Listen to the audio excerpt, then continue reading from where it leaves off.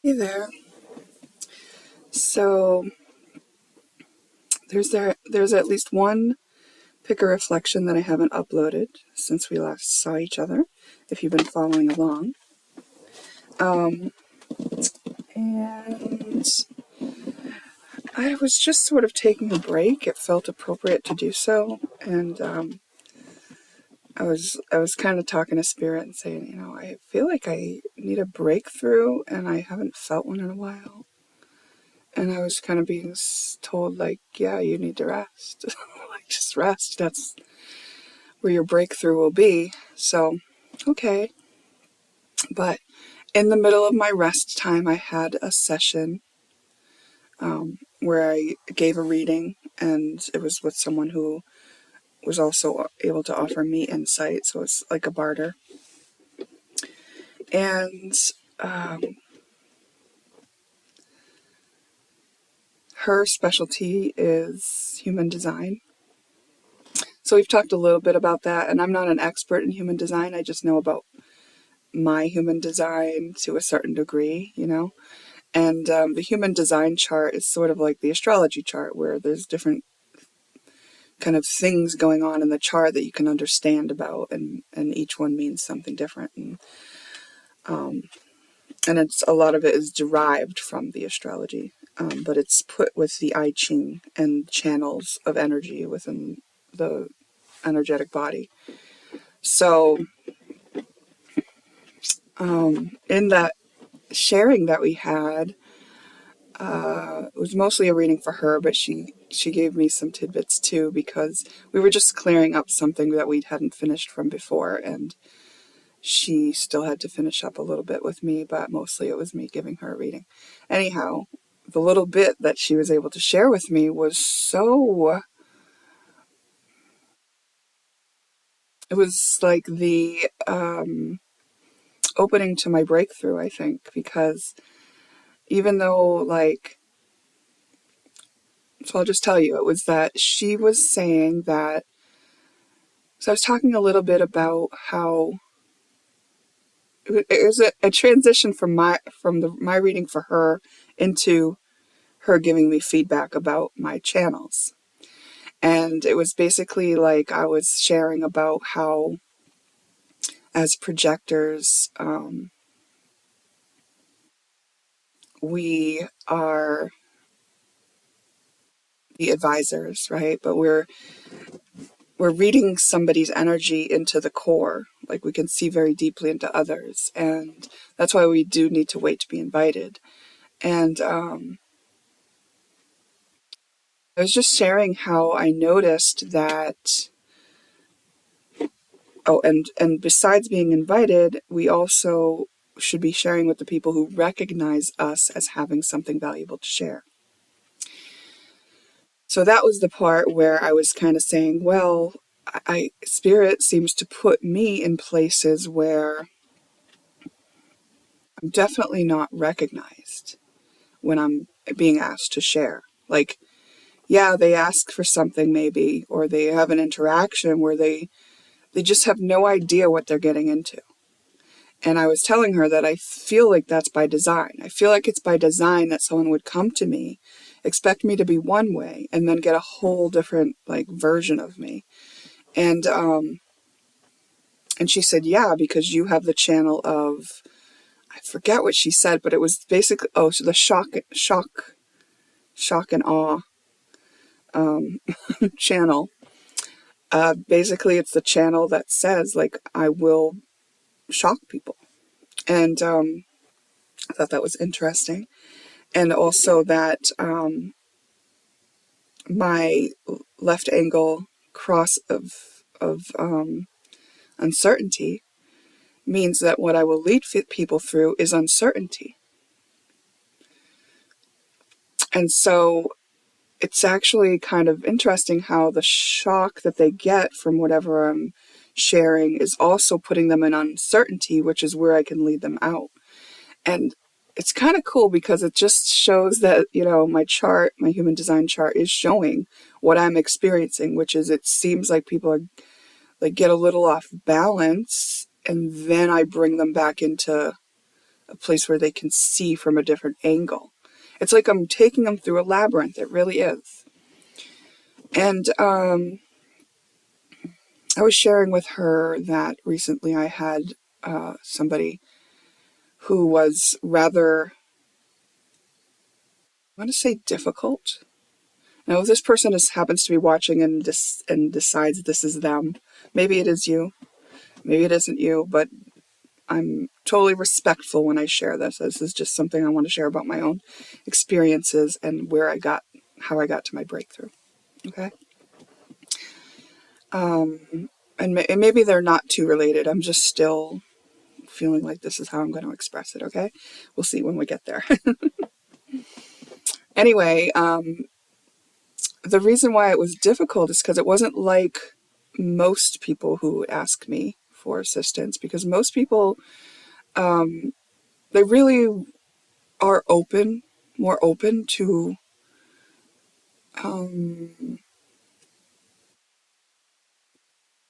being vulnerable, being advised, and things like that. But this particular person had a lot of ego structures in place to protect themselves.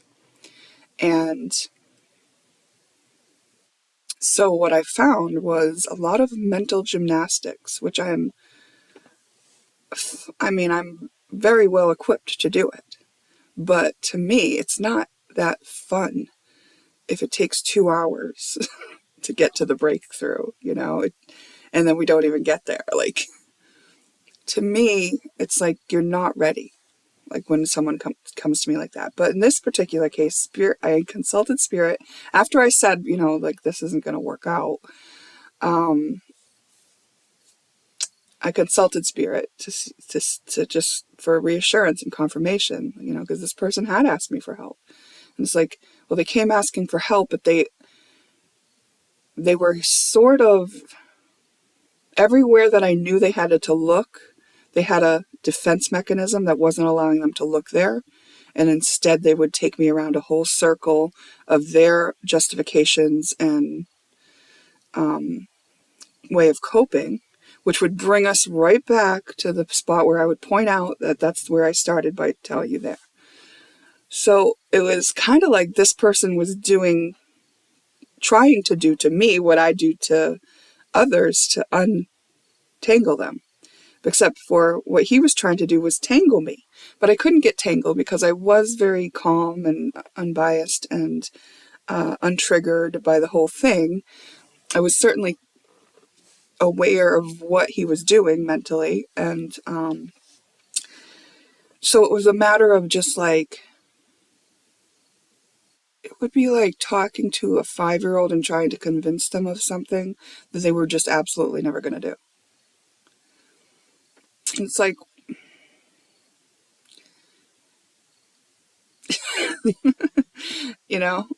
it's just like, it's not the role I saw myself in as a professional in assisting in these ways. And as you know, if you've looked at my website, I don't even offer that on my website. This was just someone who was asking for it, and I was considering it. I hadn't said yes yet. We were having an initial conversation to see if this was going to be a thing. So anyway, Spirit told me, yeah, if you could, we see that it's difficult in the beginning here, but if you could hang for a minute, there's something for you in this. So we did end up having another conversation, not where I agreed to be this person's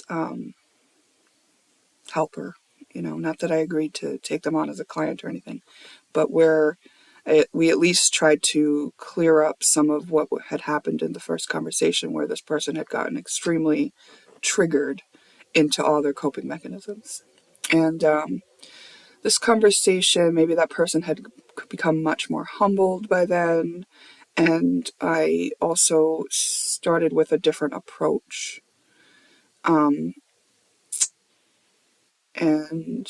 that seemed to really open the door for us to be able to at least get some things through into the awareness of the other, where they could know where to go from there, right? To like that it was very apparent right in front of us both that there was some work to do before this person could even engage in the process of what we were doing.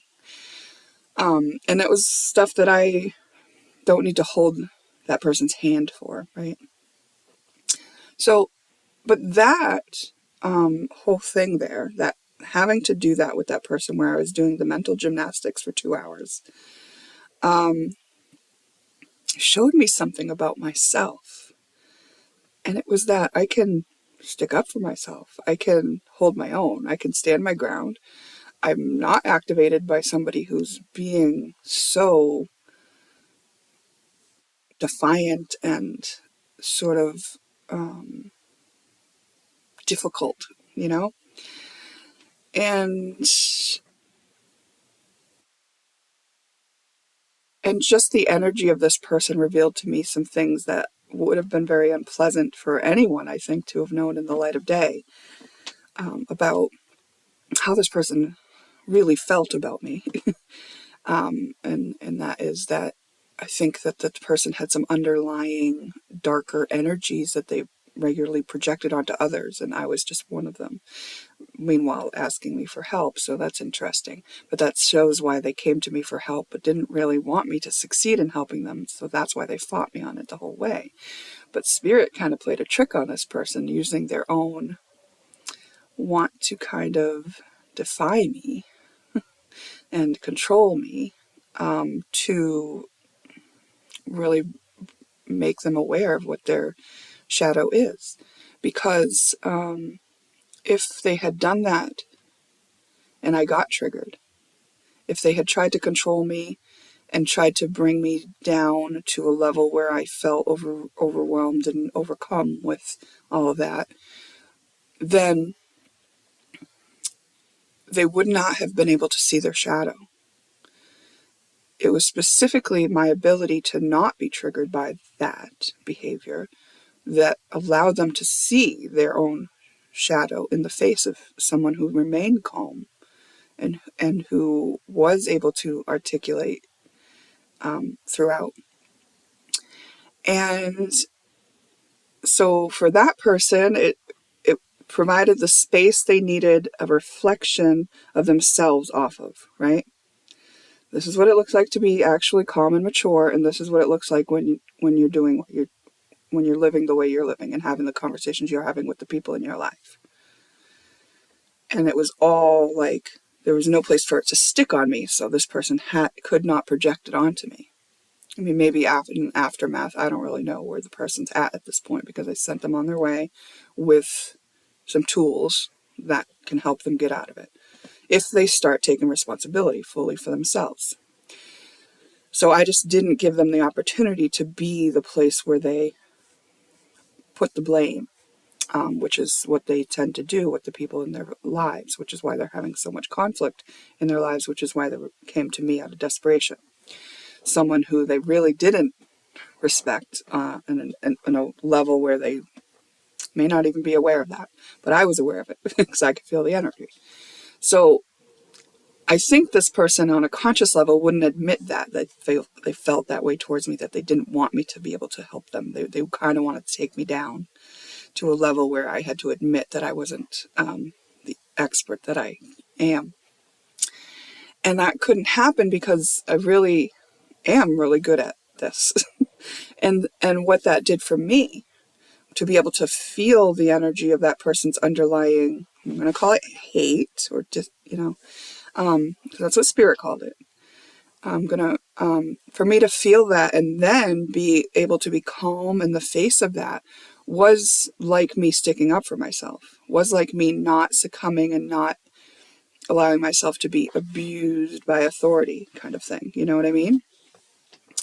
So for me, that was so helpful, because now all of a sudden I went from just being in my feminine energy to understanding how my masculine energy can function in a healthy way. Which, if you saw my previous share about what I learned through betrayal, I talked a bit about what it was like with my father and what that relationship was like and what was modeled to me for behavior of a man. And you can understand then why it was very important for me to learn to use masculine energy in a healthy manner. Because prior to that, I was very scared of it. I didn't trust or want to be it in my masculine energy. It was really hard for me to take up that role for myself of protector, really. That's what the masculine energy is and does. It protects and it takes action. And I had earlier on had a lot of trouble with the taking action part too. So anyway, that was so helpful. So I'm talking about this process. So then just to recap, I came into balance with my masculine and feminine in the most healthy way I could after that incident. And that is why Spirit wanted me to stick with it. The Spirit wanted me to see the magic of what that is and what that looks like and how healthy that can really be.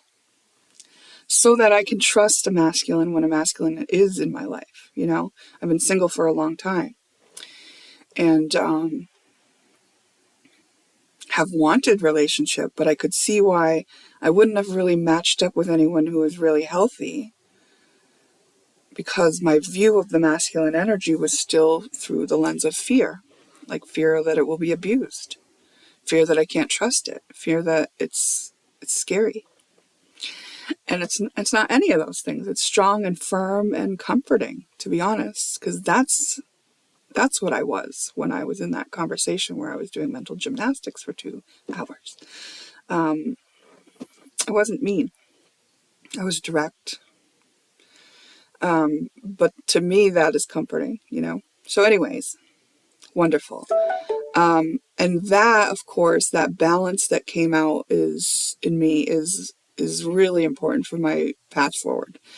And so in this conversation that I had with a client I was giving a reading to, and she was giving me feedback from, she was saying that, yes, I have these channels of shock. And so I kind of further came into acceptance of that tactic that I had to use, and the tactics that sometimes I never set out to consciously do it to shock people.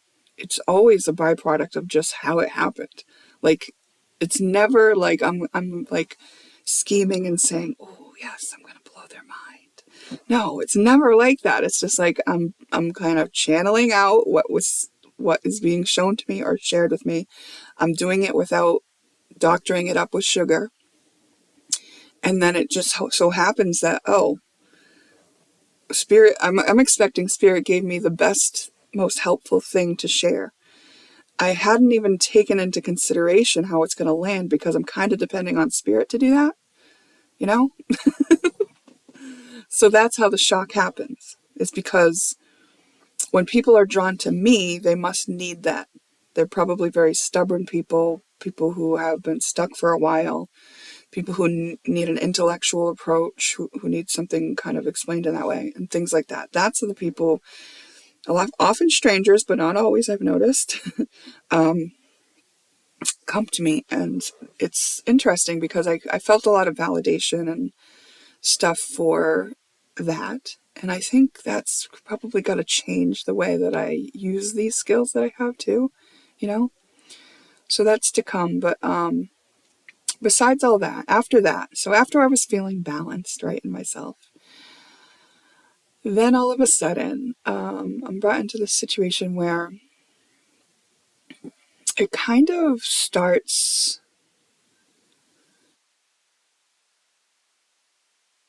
This is going to be tricky, okay, because there's a catalyst to these thoughts happening, and I don't think I can share that yet. I think I can share it because,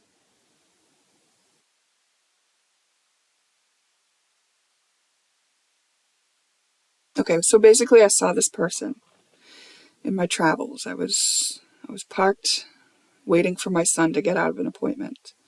And then I saw this person who I've known as my soulmate, my mate on a soul level, we'll say. But this person is not in my life, is not closely acquainted with me would know me if we passed on the streets and stuff, because there was a part of, like a small part of my life, some matter of months, where I saw this person quite regularly, but that was years ago now. And this person confused the hell out of me back then, right? Because, like, did nice things for me, even once kissed me, but also rejected me and acted like I was just like whatever, as he, went for other women. So to me, like, from a soul level, I recognized this person as my soulmate. And I was so excited to, gosh, I'm so sick of crying over this person, to be honest. It's been years now, and I cry when I think about them deeply, even now. So that's a weird thing about being this connected and aware, right, to the soul level. Because here's these connections, and the other person might not be that aware.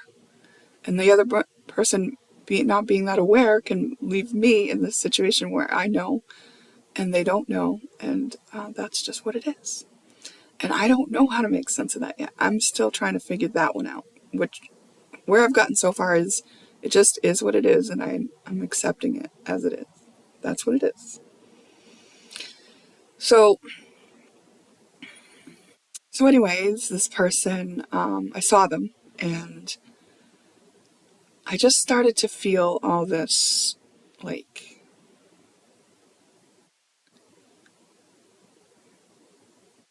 wanting them, missing them, sadness for the fact that we weren't able to be in each other's lives.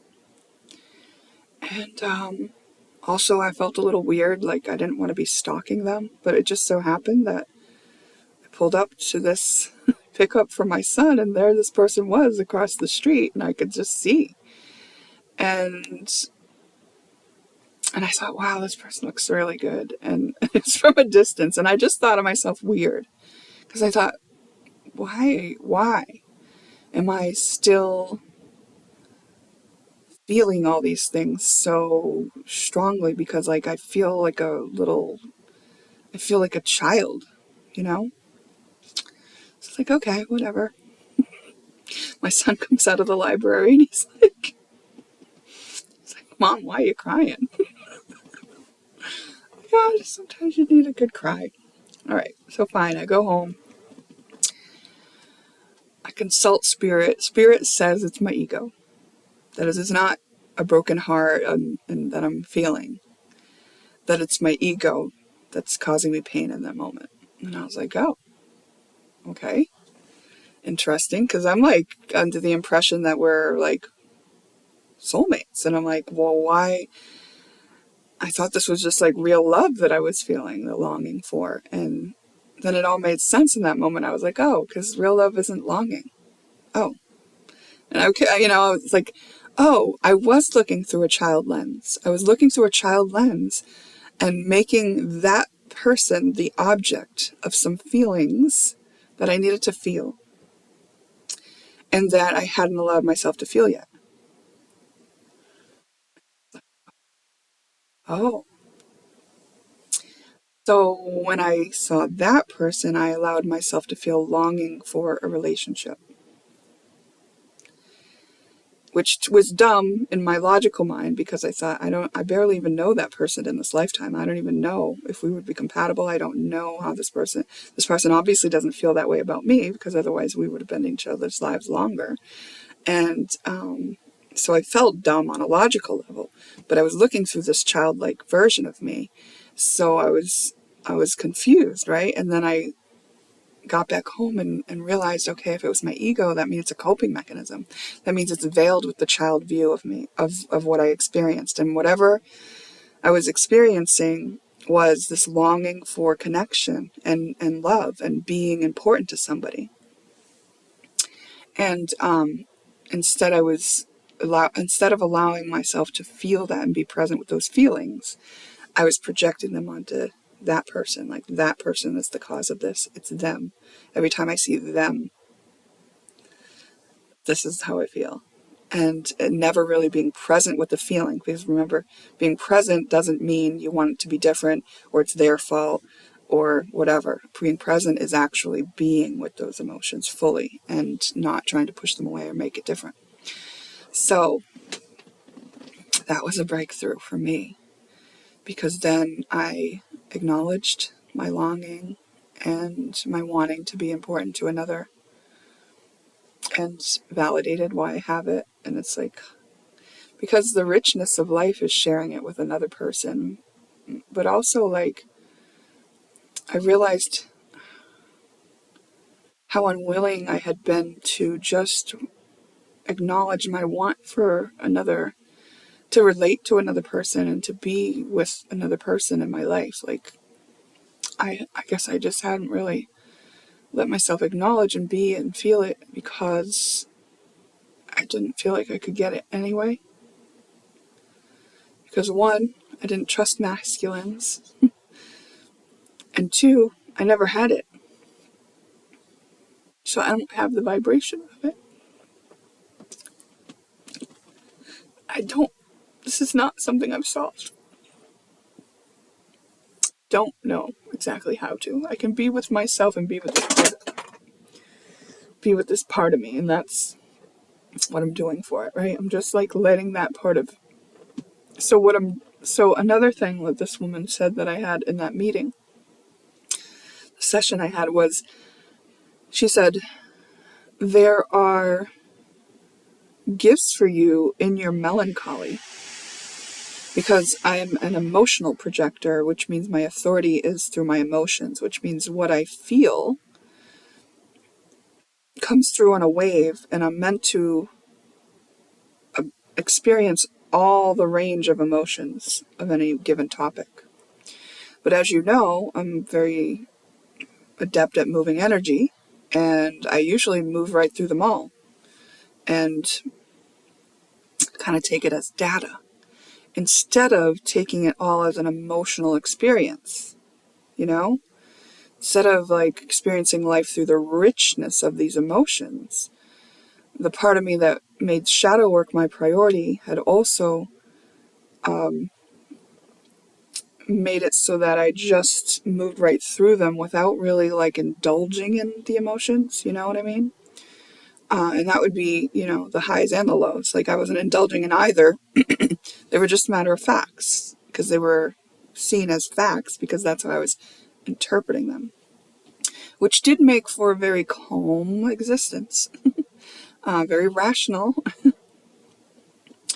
but it does cut something off from the richness of life, which, so when she said that to me, I was just, that kind of opened it up for me.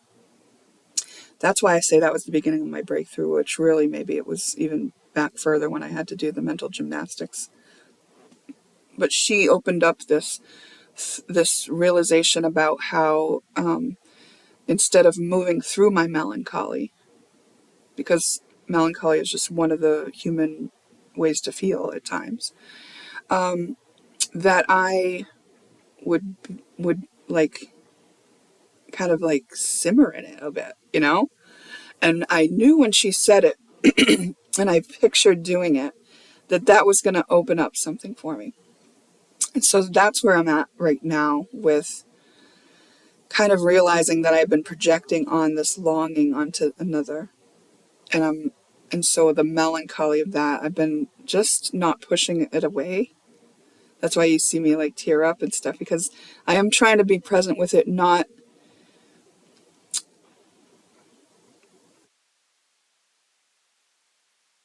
I'm being present with it, but like I'm being present, I'm kind of inviting it in for coffee a little bit, Because I do feel like there's something in this part for me, like there's in this richness of not longing for that person, but of just like being in this longing as a person, the same longing that any person could feel.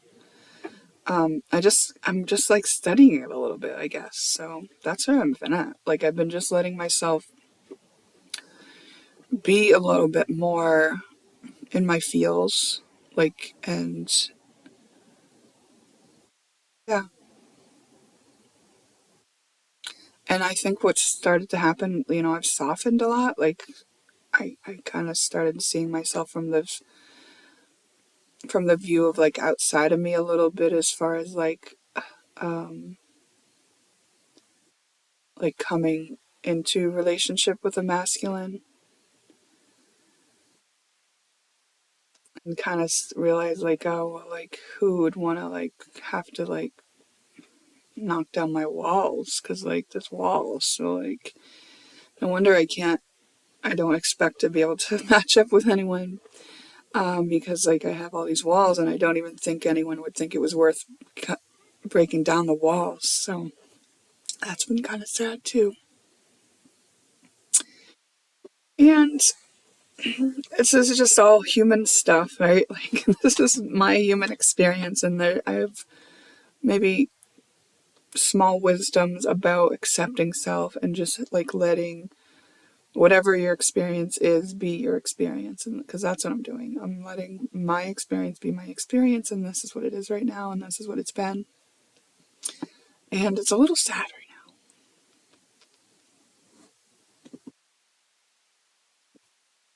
Like, it's not that I don't think it's possible for me to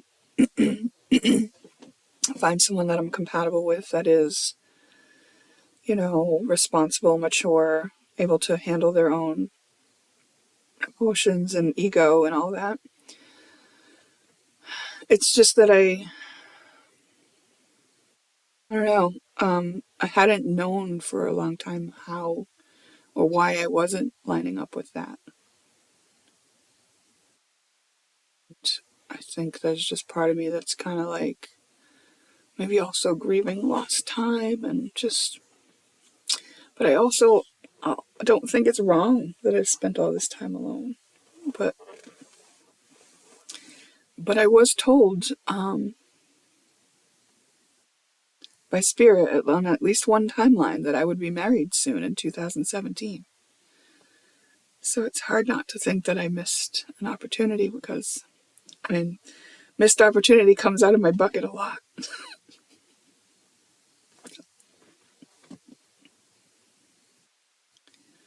Soon, when it comes to Spirit, can be years. I don't know. Know that all possibilities exist, right?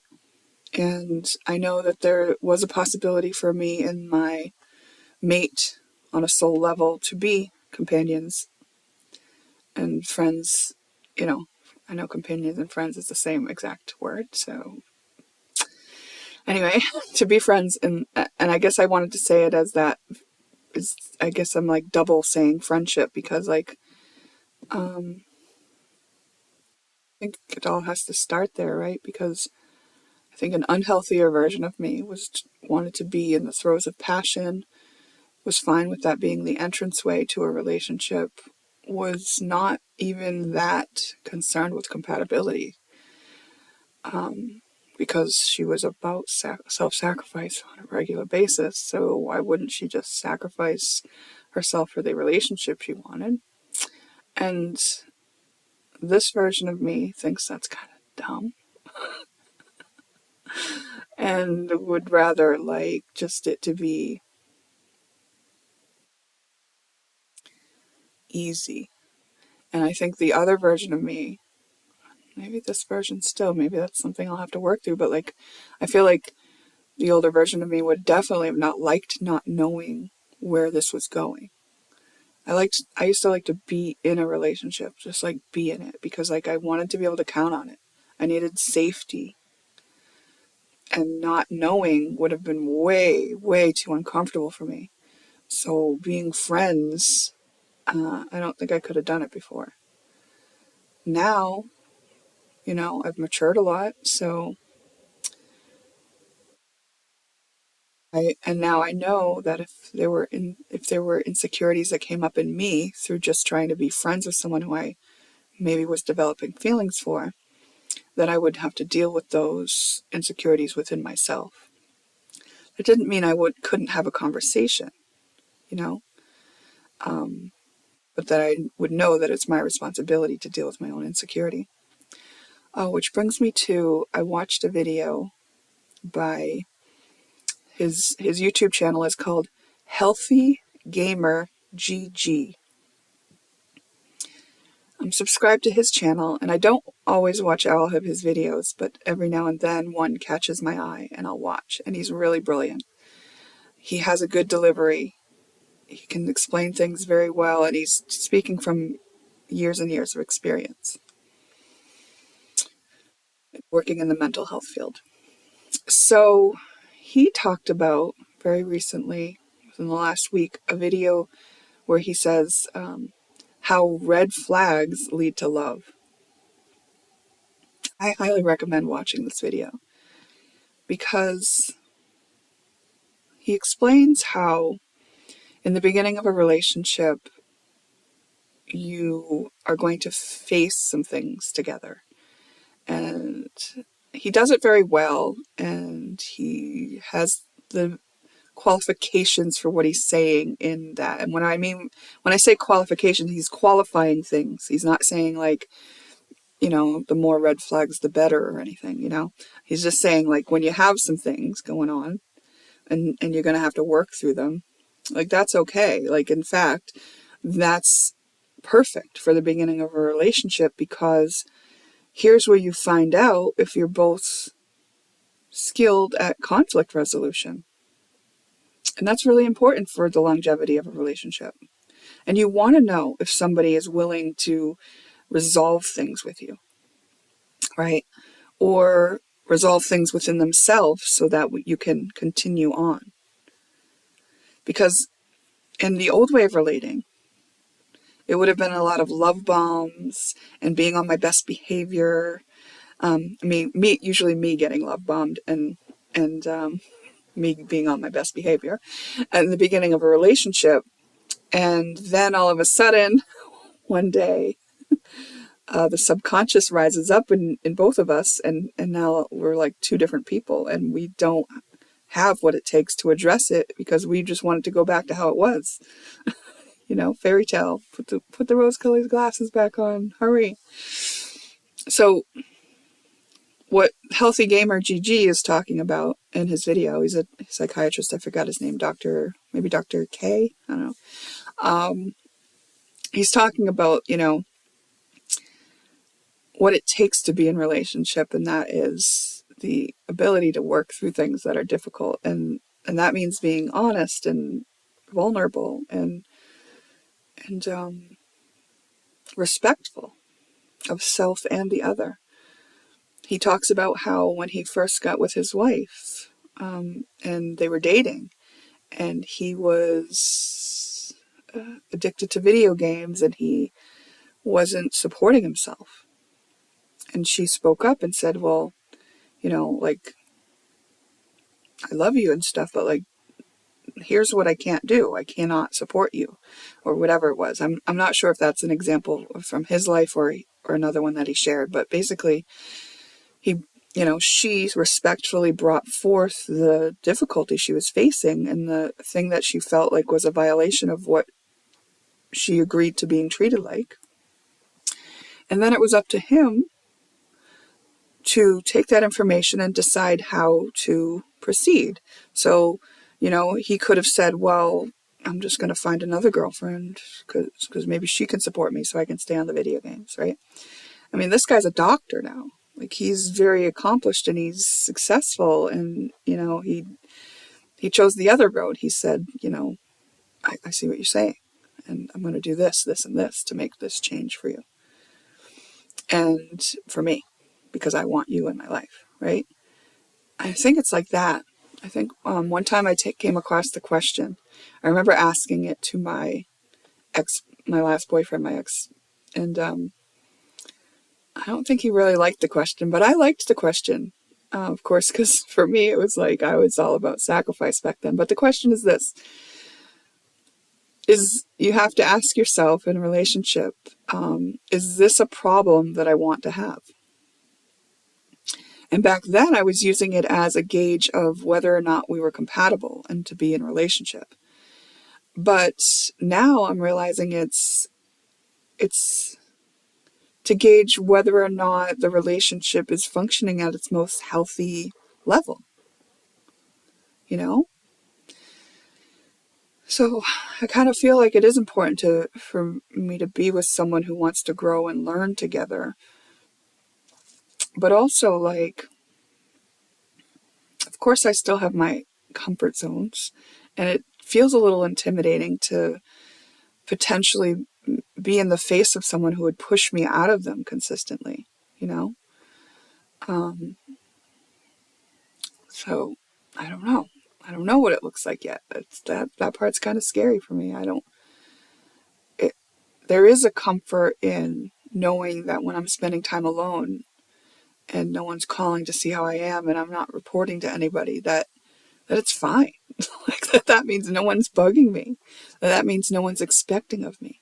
That means I'm not disappointing anyone, you know? But I also know that is cutting me off from the richness of life. And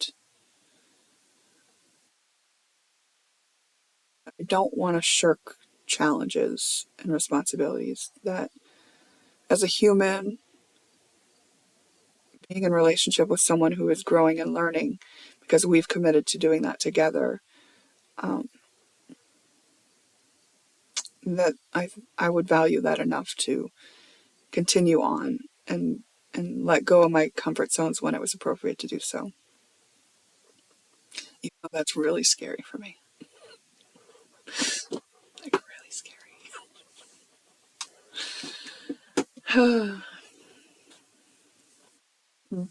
All right, these are some more thoughts on relationships based on where I'm at in this, I don't know, in this being with what is, which is, on the one hand, I'm very happy and fulfilled with lots of, oh, I just panicked, like, oh shit, yeah, I'm late.